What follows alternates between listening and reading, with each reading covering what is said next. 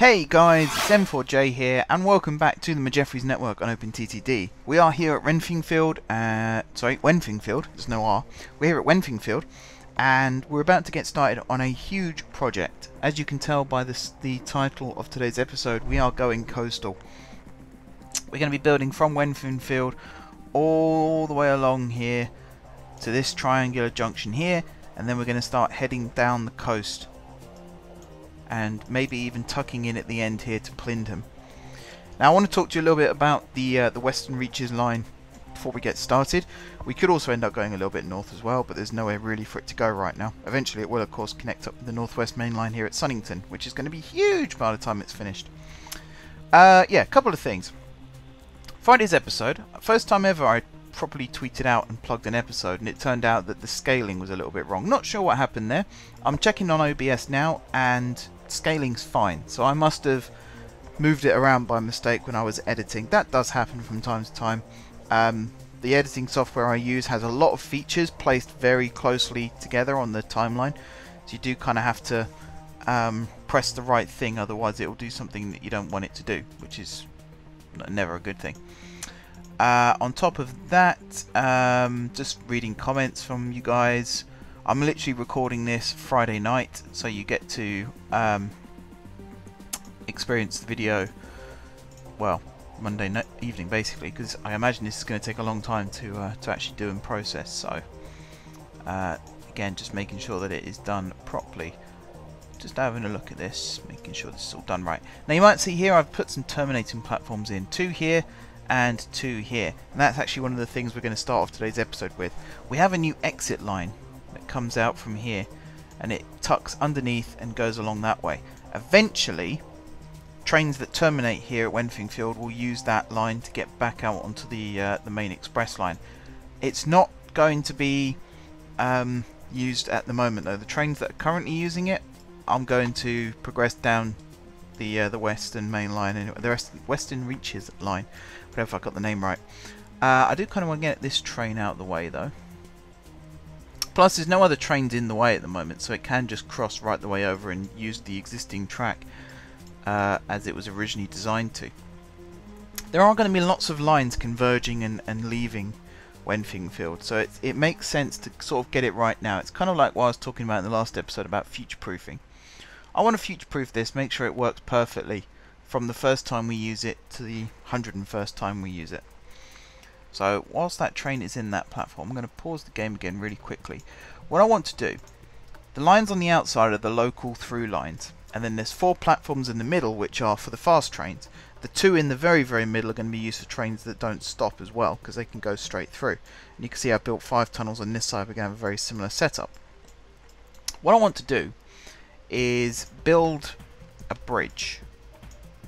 So if I take that back, and if I do actually that was fine.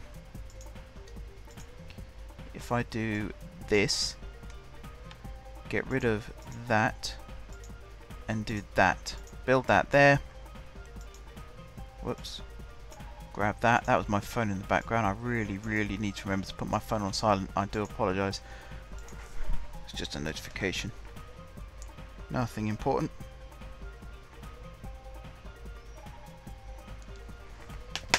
Right. So I'm just going to do this,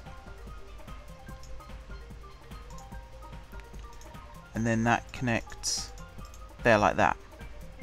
And that is for trains that terminate and then want to get out on the main line. Also for trains that are arriving, they can come through here, snake underneath the bridge, and then they come into their platform. Now we've got to do the same thing on this side, which again should be fairly easy actually. I think this side is probably easier because of the way the camera is set. Although that could be famous last words thinking about it. Let's think. It was this one here. It needs to hop up and over.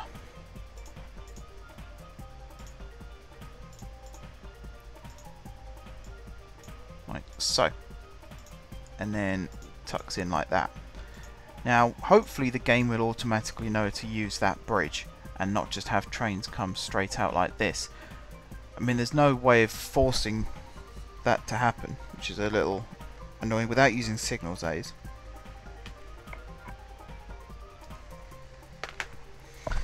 Right.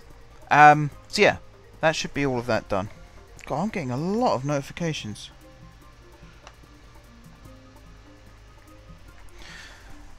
Sorry about that. Someone really wants to talk to me tonight, apparently. Where was I? Oh yeah. So we might need to use signals to force trains to use these bridges. I don't have a problem with that necessarily. Really, it might even just be a case of put a signal there, or put a signal here, even to stop trains from going through, and set it as an unsafe waiting position. Maybe. I don't know. It's just this one here that's the inconvenience. It's kind of the same here, it's just this one. So, you never know, I might not need it. Anyway, this video is mostly going to be done in a time lapse. I just wanted to start off with a little bit of live action, because I didn't do that on Friday.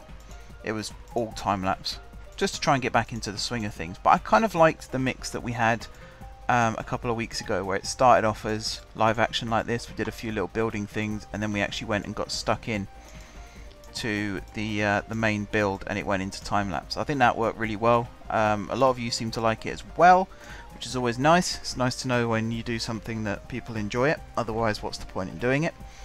So yeah, that's about it really for this live action bit. Might do a little bit of live action at the end. You'll know by that point though whether it's actually going to happen or not, because I'll either start wrapping the video up, or I will tell you that I will see you at the other end of the time lapse. Regardless of which, you will hear my voice again in this episode, so don't panic. And apart from that, I'm going to let the music take over, and we're going to start speeding up the footage. So I'll see you guys in just a second.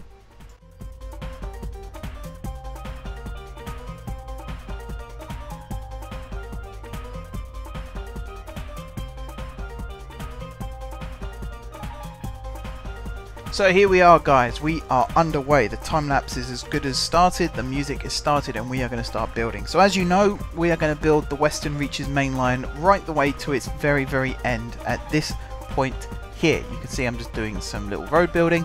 Reason being, we're going to dig a huge trench, and that is going to be the location of our station. I liked putting Wenfinfield in the trench. I think that worked really nicely. Reminded me a lot of Birmingham New Street, although the stations are quite different in terms of their actual sort of layout, let's say. But I think that the idea of building the station in the trench and then having the city or the town build up around it kind of works out quite nicely. This station is a little bit different to the one we built at Wenfinfield though. This one is a little bit more stretched out.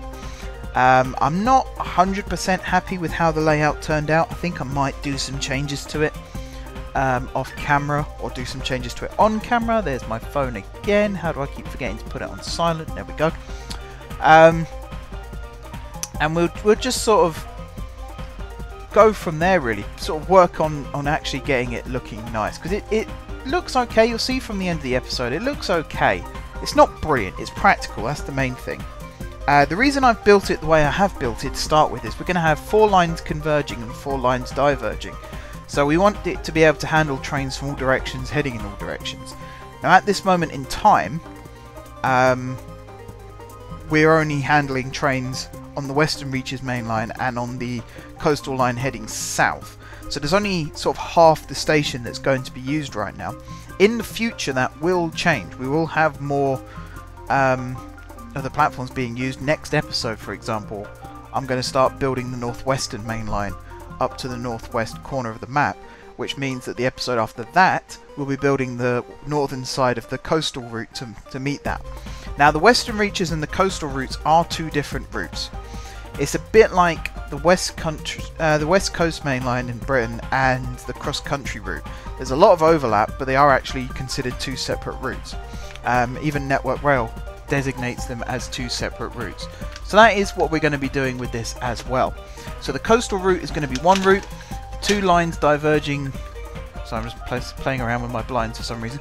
The 2 lines that diverge and meet here, they're going to be part of the coastal route, and then to the east of that is going to be the Western Reaches line in towards Guard City St Michael. I do apologise for my voice, by the way. I'm not actually ill or anything. It's just I don't think I've actually used my voice much over the last few days. It's a little bit rusty, which is really weird. It's one of those things where you try and talk and your voice just doesn't want to cooperate. So I do apologise for that. But yeah, you can see on screen I'm starting to build the entrances for the North Coastal route, even though we're not actually going to be building that in today's episode. I wanted to sort of lay it out so I can see where the tracks will be approaching from. Now there's 4 tracks coming out from each one. Only 2 tracks are actually going to go to the coastal route, and it's the 2 outer tracks. The 2 inner tracks, you will see what I do with them later on in this episode. Again, I'm not 100% happy with it. It was kind of a last minute decision to actually try and do it, but I will fix it off camera and in the future, and it will work, is what I'm saying. I'm not going to give away too much as to what it actually is though, so you'll have to wait and see at the end of the episode. Right, this is the bit where I'm really not happy, because I've got all these crossovers. Now, because the Western Reaches main line is going to be our special main line, and I'll say a bit more about that, what that actually entails in a second. But it's going to have really wide curves.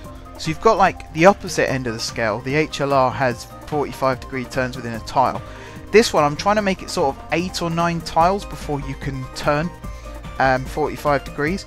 So you get these really nice wide curves, and it means the trains can keep their full speed throughout the curve. The reason being is the Western Reaches line is going to be exactly like the line out of Guard City St. Michael in the last map. It's going to have the highest speeds.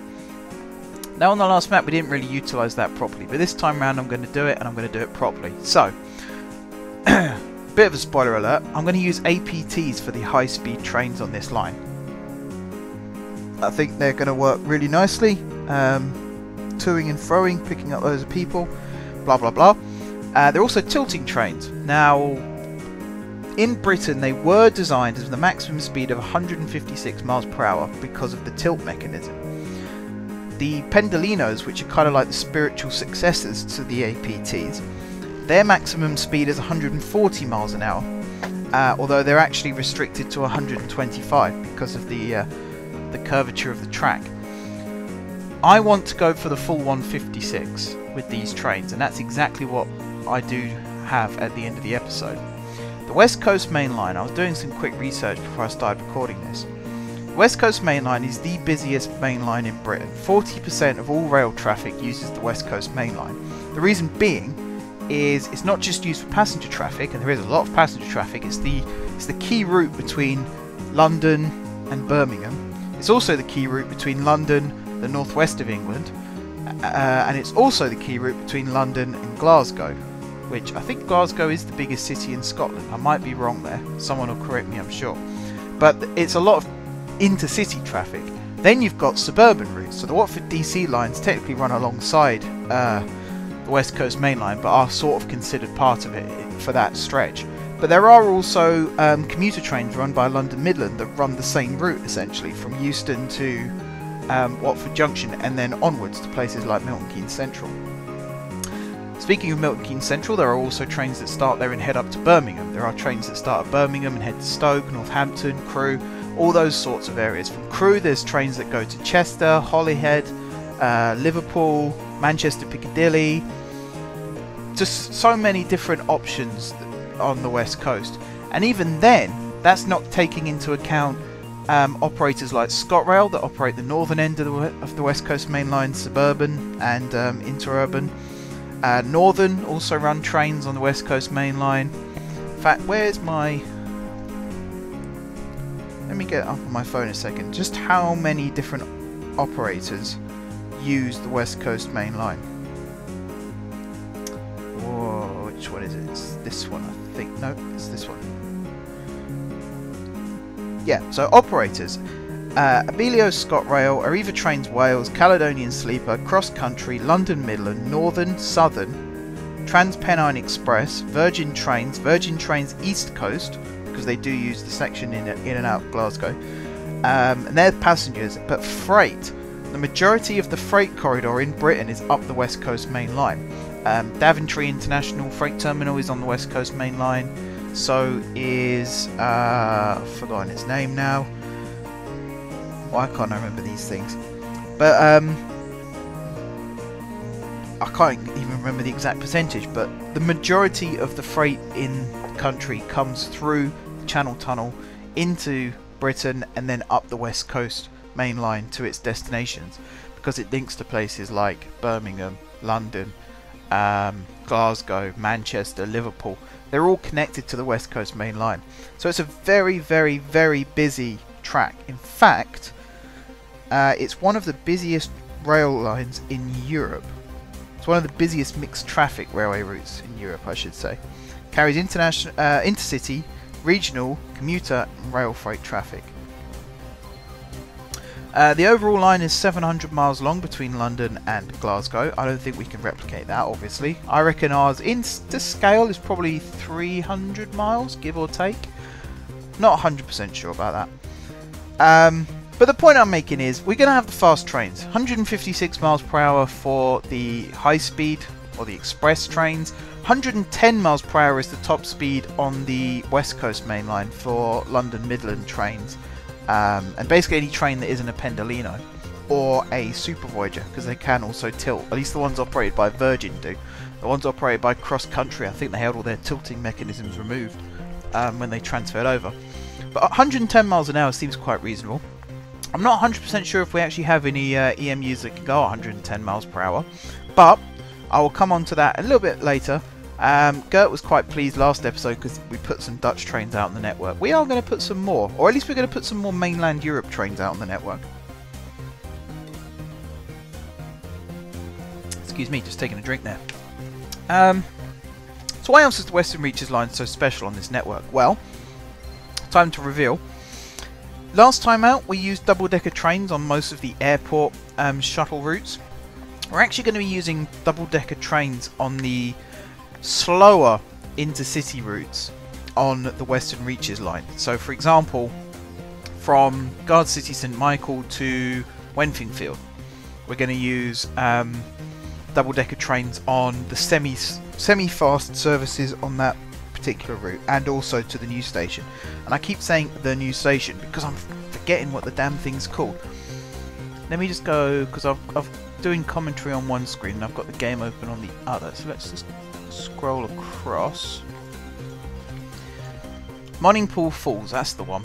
So we're going to use double-decker trains on that section as well. The coastal route, I don't think we will use double-decker trains. I think at that point we will just use single-decker. But I would like to have a large loading gauge on the Western Reaches line. Again, I think it's quite unique. The Great Central Railway in Britain, which is now part of loads of different lines, one of which the Great Central Heritage Railway, that was built to a European loading gauge. So it could take, if you look at European freight trains, they have the sort of double-decker containers. They have containers on top of containers. That line was built to take trains of that size. It was the only line in Britain, apart from High Speed 1, that was designed with that in mind. And then it failed, because unfortunately the traffic that it was built to handle never actually came. And then when Beeching came along, it was considered a duplication for the majority of its route, and therefore it was earmarked for closure. But the guy who pioneered the Great Central Railway actually had in mind a channel tunnel. Even back, I think it was the last main line to be built in the early 1900s. Again, I'm not going to say the exact year because I can't remember it. Someone will tell me, I'm sure. But he had in his head the idea of a rail tunnel linking Britain with mainland Europe. So even back then, the Victorians and the early 20th century engineers, very ambitious. Considering building a tunnel under the channel back then, I think at one point they actually started not constructing it, but putting in pilot tunnels to see if it was possible. Some of which I think were reused when the actual tunnel was built. But yeah, he had this idea of a European loading gauge in Britain, which is why the Great Central Railway was built very, very straight, very, very flat, into a standardised design. It was double track the whole way, with most stations built on island platforms in the centre of the track, and it would slightly bow out and then slightly bow in again at the end to allow the platforms to be built in the middle. And that meant good top speed. Trains could accelerate to, I don't know, 100 miles an hour was probably the norm back then, and keep at that speed throughout the whole of their journey. Why then that was the route that they decided to get rid of when it was the one that was actually built with the future in mind? is a bit beyond me. I think one of the reasons perhaps was the stations weren't that close to the places that they served, whereas the other lines, the Midland Main Line and the West Coast Main Line being the other one, they were built closer to where they were actually supposed to be, albeit the West Coast Main Line has now suffered since because the curves are too sharp, which is why the Pendolino had to be designed for the West Coast Main Line. So yeah, we're going to have higher line speeds, we're going to have double-decker trains, loading gauge, very crucial. There are plans to build double-decker trains for British Railways, not to be used necessarily on existing lines, but High Speed 2. There was a rumour going around at one point that the High Speed 2 only trains, not the classic compatible ones, but the other trains that we're running on the line, would be built to a double-decker gauge, which would allow essentially twice as many passengers to be conveyed. That would be brilliant if they actually did that, because you know, you could actually then get away with a shorter train, save on energy. But there was also a company that claimed that they could build double-decker trains for existing rail lines in Britain. I'm not sure that's possible. I think it was someone maybe overstating themselves a little bit, overselling themselves. If it happens, then fair enough, I'll hold my hands up and say I was wrong. I just don't think it's possible. I think this guy has been a little bit too optimistic with his promises, shall we say. But as I say, it could well happen. Obviously, my network is based on the British network. It's not a direct copy of it though, so I can get away with doing the double-decker trains. Now, I said about the fact that they might be Dutch, they might also be German. I think it's the Stadler Kiss we've got that's the double-decker, and I'm starting to wonder if it's even either of those. I think maybe it is used in Germany. But I think actually Swiss railways are the ones that use the double-decker EMUs. Let me check that. It is the red and the white one though. I know it's a Stadler Kiss because it says it on the menu. Let me see. Yeah, well, built in Switzerland by Stadler. It's operated by Swiss Federal Railways. Okay, so it's not Dutch. Apologies for that. But they have got the yellow vehicles that I'm not going to say the name again, even though apparently I did a good job of it. But NS used the yellow double-decker vehicles because that is the livery. Yellow and blue is the livery of Dutch Railways. We do have them as an option as well. I would quite like to standardise the liveries to resemble train operators. So we might. I mean, we could use both. You think about Southwest Trains, they have 3 different liveries for their trains depending on where the train is going and what type of train it is. Certain routes have blue as the main colour with red and then yellow. Some routes have red with blue and then yellow. Some have white with red, blue and yellow as the sort of trim colours. And depending on which route you're going on and whether it's a fast train or a slow train dictates the colour of the train. I think that's quite clever. It's a good way of identifying what train you're getting on to make sure you're on the right train.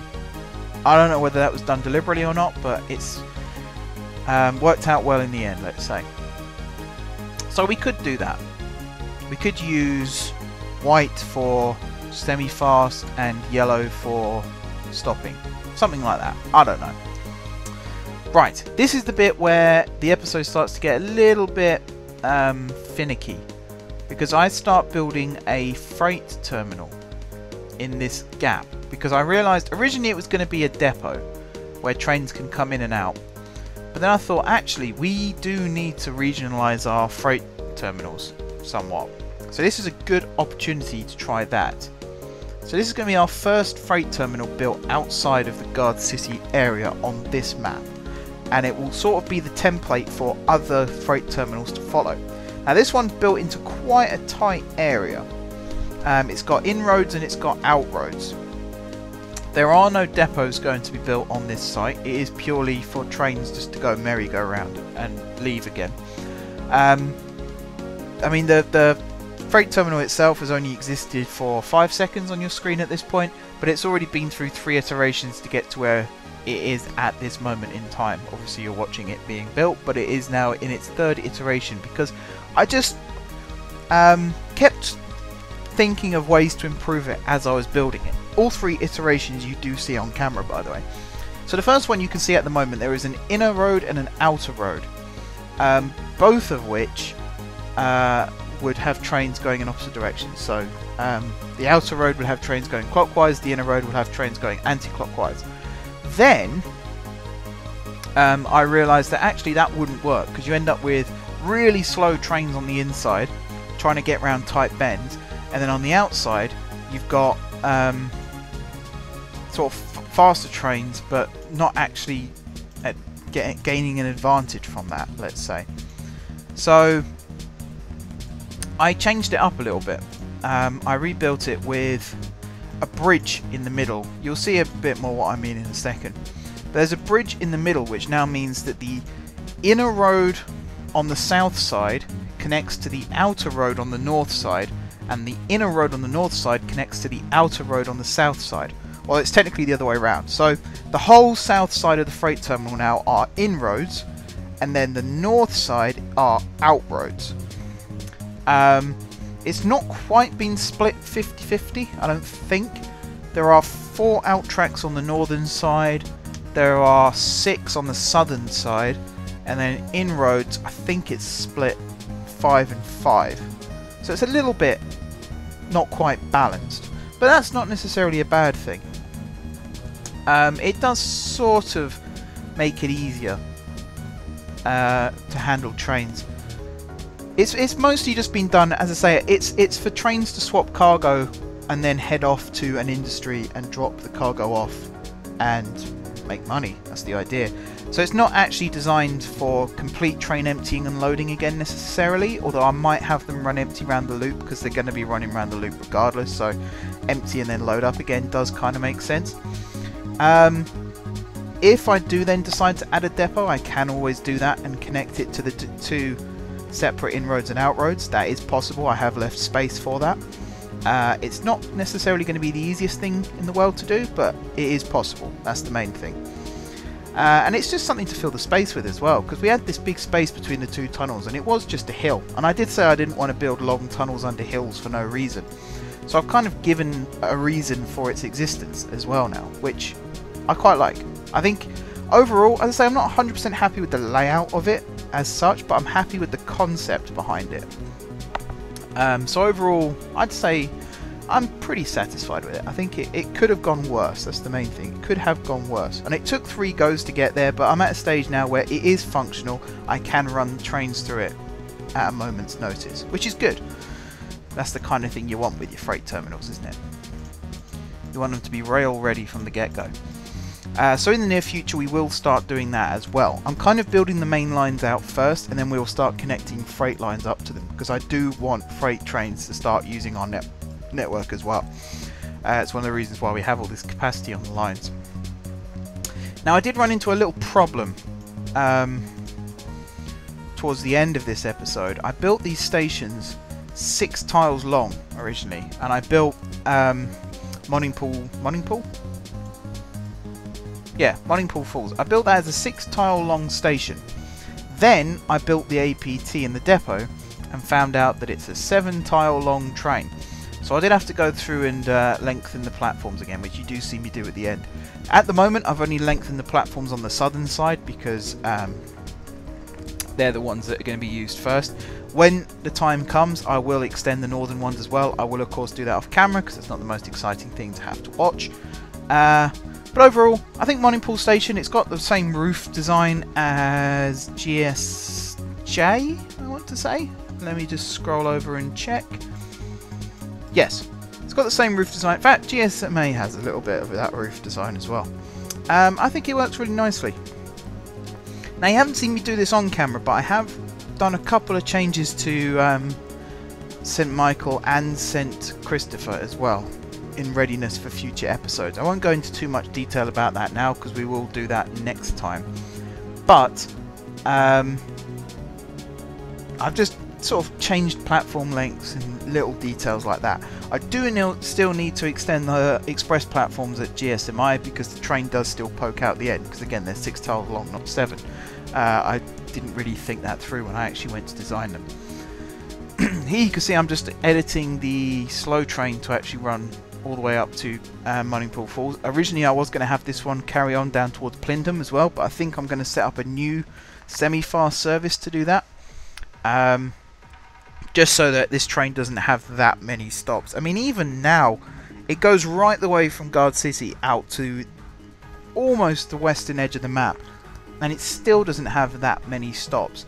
It really does show that Guard City is built in a very, very northwesterly point of the map, which does give us plenty of expansion opportunities to the south and to the east, which we will be using.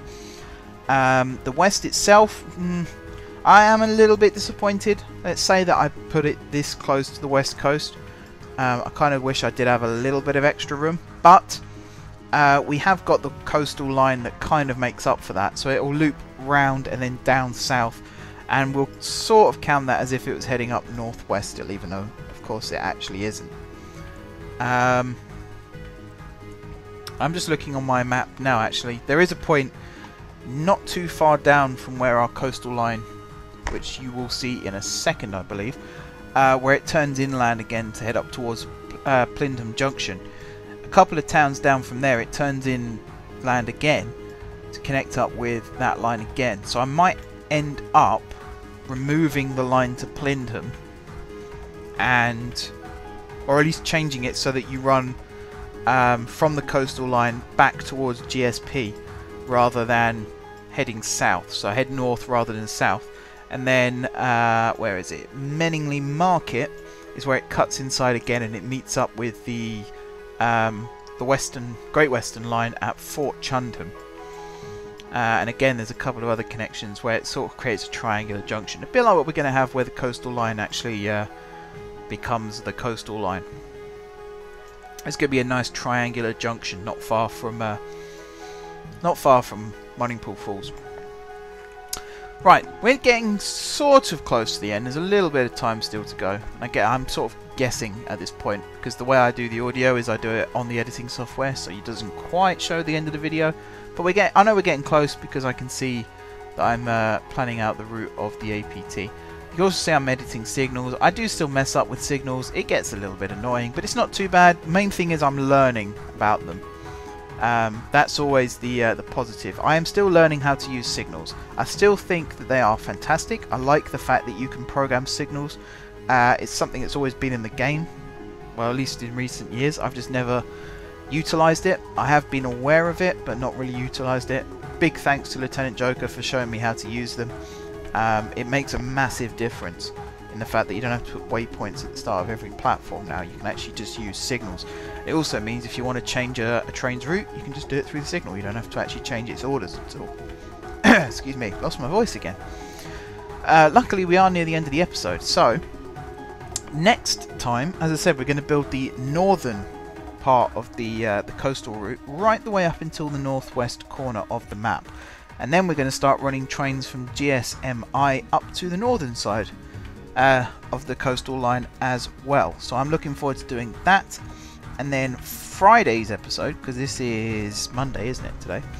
Friday's episode, we will build the northwestern main line to meet the north coastal line up in that northwest point. So I'm just going to make a note on my to-do list now. I did ask you guys if you wanted to see my to-do list, and no one really responded, so I'll ask again. If you want me to post a link to my to-do list so you can see what's coming up in future episodes, just let me know in the comments and I'll happily put the link. As I said before, you guys won't be able to edit it, but you will be able to see what's coming up, which I think might be quite helpful. But that is the end of the episode, guys, so I am going to wrap it up here. Thank you very much once again for watching. Don't forget to leave a like if you enjoyed the video, and of course if you're enjoying the series. Drop some comments down below with ideas for future episodes. If you haven't already subscribed to the channel, be sure to hit the subscribe button. If you have already subscribed to the channel, thank you guys for your continued support. And until next time, I will see you soon.